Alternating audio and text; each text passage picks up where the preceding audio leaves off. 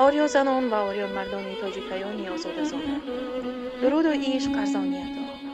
مژدگانی می دهم یکی از دیگر از کتاب‌های آموزنده یگانه شاعری فارسیگو، آموزگار مهریاری مهرآفرین، در تاجیکستانی عزیزمان به تازگی به چاپ رسید.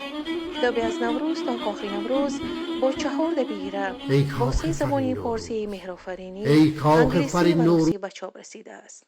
مترجم روسی کتاب مذکور پروفسور شرافت خدایدادوو می باشد و ناشر و مترجم زبان انگلیسی آن دکتر فرزان مهری شیرخان است.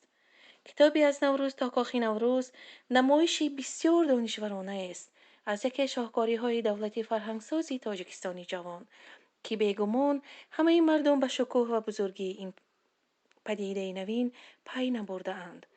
در یک سخن کتاب مذکور شناسنامه درخشان از تاریخ و فرهنگ تاجیکستان را به جهانیان نمایش می دهد.